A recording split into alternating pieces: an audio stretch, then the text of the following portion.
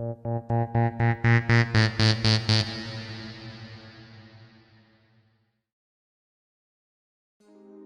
wound up being a beautiful yet tragic bridge between the golden and silver ages of the 70s and 90s. Despite the sport's gradual decline starting here, it remained at the forefront of interest.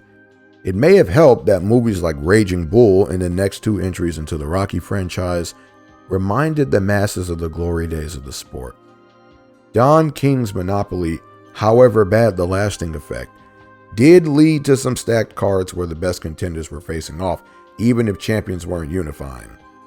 Though history has closed the book on this era, some maintain that its reputation and title are overblown, using comparison to other eras to make their case. For example, the frozen out and overlooked four Black Kings of the 1910s are seen as a far worse blemish on the sport, history having been robbed due to the color bar.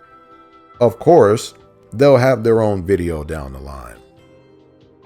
The spotlight of drug abuse during the 80s has been attributed to the culture shifting more focus to just say no. Fighters had always abused drugs and alcohol, leading to them slacking on their training. Fair point. It is also cited that decades often always have one or two dominant champions with other contenders. The 80s is only highlighted due to the timing of the sanctioning bodies splintering the title. The point that detractors make is that if the bodies rose in the 70s, fighters like Ernie Shavers and Jerry Quarry would have been champions too. So what's the big deal? Again, fair point. Don King is the universal scapegoat for the failure of some fighters, but didn't they all still live and die by their own decisions? Yes, King employed questionable practices, but it's argued their choices led them down their tragic paths more so than anything. Some of these men were making bad decisions before Don even entered their lives. Another fair point, but context is key and the domino effect is in play here. King may have been either the spark to start the fire or the straw that broke the camel's back. Looking into other eras, like the 50s, reveals the same inconsistency of the 80s. Four men held the title, and many challengers were up and down in their ventures. The same occurred in the 1930s. Decent enough point. Drug testing before and after fights came into prominence in the 80s, something that would have allegedly detrimented many fighters in the years before had it become commonplace. Darn fine point here. So is it better to address the 80s heavies as just another group of underachievers then? Maybe. The timing of their downfall coincided with the zenith of drug culture impacting celebrities. It was the beginning of the sanctioning bodies flexing their weight and diluting the sport. They were the unknowing guinea pigs and ran the wheel as instructed. One of the biggest what-ifs for fans was how the decade would have played out had George Foreman stuck around. He would make a scoffed-at comeback in 1987 and claim he'd regained the heavyweight title. As the 90s dawned, more and more saw that Big George wasn't kidding. Still, it's fun to speculate on whether any of the names from the 80s would have been champs if they had to get through a still prime George Foreman. We'll never know.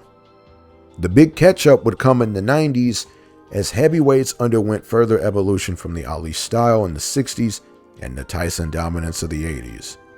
The coming warriors were bigger, tougher, and driven. Tyson would sabotage his chances at holding the fort, aiding the opposition. Tyson's leftovers and other remnants from the lost generation feature early on as the big three of Holyfield, Bowe, and Lewis worked to establish themselves in the shadow of the baddest man on the planet.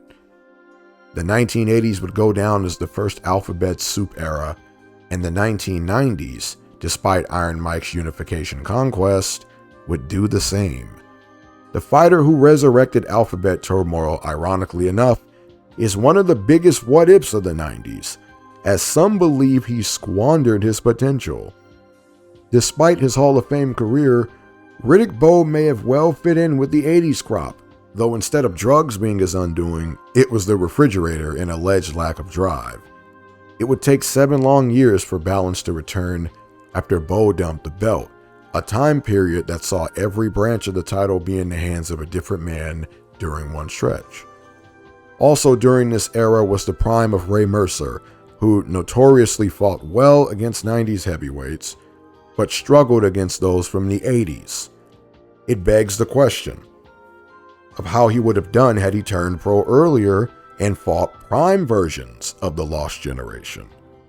Speaking of the remnants, Evander Holyfield began a trend of taking on Lost Generation leftovers to gear up for the division en route to Mike Tyson.